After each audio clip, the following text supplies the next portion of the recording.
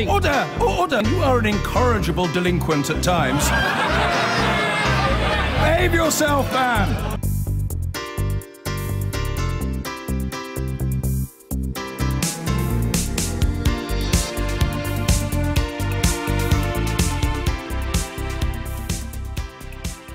The Prime Minister called it an expression of our independence and sovereignty. But the new blue British passport that will be issued after Brexit could be made in France, according to the British firm that lost the contract. The government insists that the process was carried out in a fair and open way. Danny Savage reports. It's an icon of British identity, and post-Brexit, the current style of burgundy passport is going to be replaced with a new version of the old style. But according to the current UK manufacturer, they're going to be made in France because it's cheaper. I just think it's kind of surprising that the British government doesn't support British industry, and more than that, I think it's disappointing for my workforce, who I might have to go and talk to later today or in the coming days, and explain to them why Theresa May and Amber Rudd don't believe that the British passport should be manufactured by them. Just down the road in Durham is the passport office. There wasn't much appetite here today for French-made British passports. Well, I think it should be made but up here. I just don't get it. If we're leaving the EU, why take it abroad? It's prestige, I think. It should be, a British passport should be printed and made in England. And they shouldn't be made elsewhere in Europe? I don't think so, no. Regardless of cost? Regardless of cost. The British government should step in and try and make sure it gets the name of the company, De La Rue or something, you know. They should maybe get the contract, but again, they may have to look at the price. So in an ideal world, you do want them made here? Yes, an ideal world, yeah, at the right price though. Pay more money, have them made in the UK? I think so. What do you think? I'm torn. The government says the deal could save the taxpayer up to £120 million, but some people want to make sure that made in France isn't going to be stamped in UK passports. Forget Agincourt, forget Waterloo, forget Trafalgar. We must say no to these French passport makers. But the government says it's playing by the rules. We often win business around the world and will continue to do so, both before and after we leave the European Union. And they say that while passports don't have to be made in the UK, any personal details will only be added here, not abroad. Danny Savage, BBC News, Durham. Now, the return of Britain's blue passports was supposed to symbolise this country taking back control from the EU after Brexit. But the government was left red-faced today when it emerged that they'll actually be made by a French company. One former minister said it was nothing less than a national humiliation. Our political correspondent Libby Vina has more.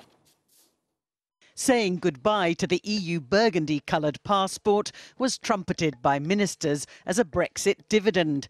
But it's emerged the new UK passport, echoing the original blue ones, will be made by a company based in France. In Gateshead, where the British firm De La Rue appears to have lost out, there was real anger at the prospect. It does worry me that people will lose their jobs because of it, yeah, and obviously this area needs all the work it can get, really. I don't agree with it. It should be done here. If it's going to be done, it should be done here, regardless of cost. That's it, end of. Passports and e-passports for over 50 countries. De La Rue's boss said he was baffled by the decision. While his company supplies passports to countries around the world, it was losing its contract for British ones. I'd like to invite Theresa May and Amber Rudd to come to the factory in Gateshead to talk to our staff there and explain to them why they think this is a sensible decision.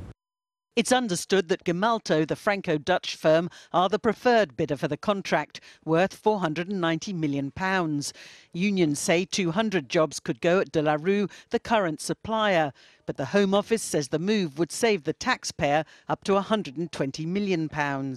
It was hailed as one of the newfound freedoms of Brexit, the ability to change the colour of the British passport. It's surprising then, perhaps, that the government failed to notice that the one thing that wouldn't be British about it is where it was made.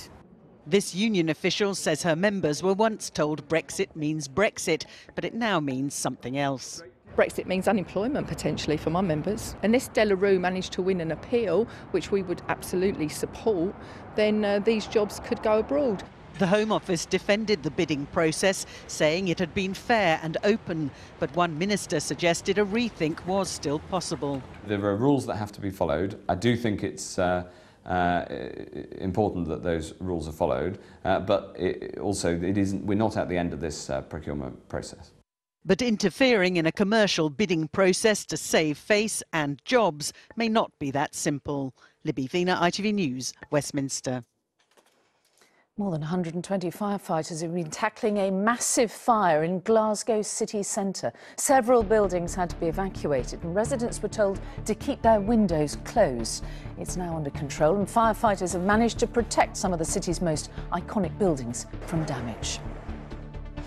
And waiting times at A&E departments in Wales are the worst on record. Figures for February showed the level of patients waiting 4 or more hours for treatment were at a new high. The Welsh Government says it's down to record numbers of emergency admissions. Now, we woke today to report that the contract to produce the new blue British passport has gone not to the British company De La Rue, but to a Franco-Dutch concern instead. It was called a national humiliation the French might produce our passports. The chief executive of the British company was on the radio this morning arguing that it was unfair.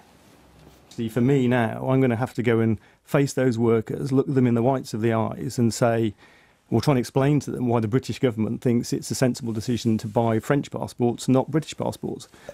Well, one thing he could explain to his workers is that he bid too high a price for the contract. Or he might say that while Britain might be buying foreign passports, those workers are probably buying foreign clothes and cars to their benefit.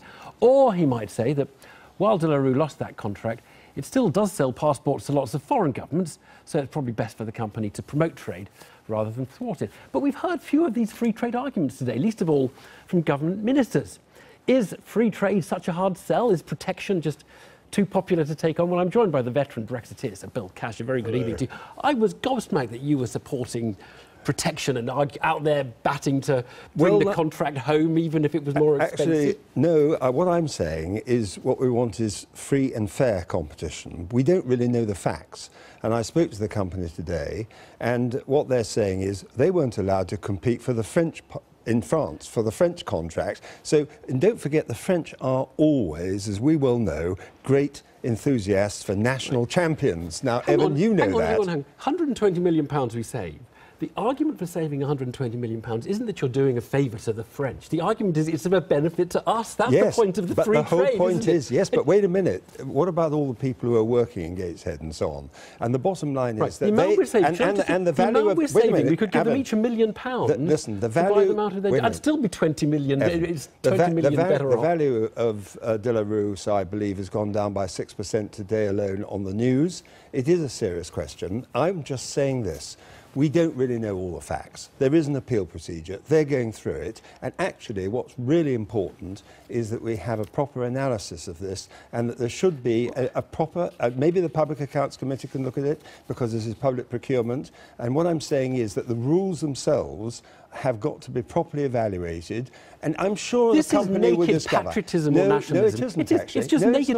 We've done the procurement. Well, they're 120 million cheaper. And you're saying, well, let's look at it again. No. We don't normally do that if we're saving 120 million. No, it's really this, that there are really big questions here. It is a symbolic icon. There's no doubt about that. That's why you're supporting it. That's why you're even talking about it. It isn't just as simple as that. That is the symbolic question. There is also this legal issue about whether or not the appeal, which is going ahead, so I understand, actually produces... Are there any subsidies that lie behind the fact that they've been undercut by 120... The French government want to subsidise our passports. Let's save some money. Well, the chief executive did say to me, in fact, they think that they've been undercut by 120 million. Interesting schism on this, or the interesting revelation, is that Conservatives are split on free trade or protection and I'm saying free and fair. But okay, so you're not free trade but the truth is, who is speaking for free trade in the country at the moment? We've got nationalist, patriotic, right-wing politicians saying we want protection. No, I didn't say protection. I said free and fair. And there is a really big difference. And actually, the same thing is cropping up all over the world because we've got all these problems coming up about the manner in which international trade will be conducted. We've got this steel business going on between Trump and China, which came out again this evening. And the question really is this. are the rules which are being applied being properly applied, or are we only actually looking at the getting ones that bring jobs, that bring protection in, the ones you're examining? No, I don't agree. But doesn't this tell us that the Brexit project, because there's a very high correlation between those who want the passport contract to come back and the Brexit I don't sentence. think so. If you had an opinion poll on this, I guess you'd find that a lot of people would agree with what I'm saying. All this stuff about global Britain is guff, and actually this is a nationalist project about feelings against globalisation. Evan, absolutely not at all. If you look at what's been achieved in this current deal that's just being announced in the last couple of days, it's about international trading throughout the world. The fact is that, yes, it's a tremendous advantage for us to be able to trade more freely. But when we come to... You say that, and then you get a perfectly cheap contract, and your first instinct is bring it home, stop it. Evan, you're an economist, and you know as well as I do that actually free and fair trade, according to the rules, we don't yet know whether the rules have really been complied with, and I'm backing the company for a proper inquiry. Sir Bill Cash, thank you so much for coming in. I've been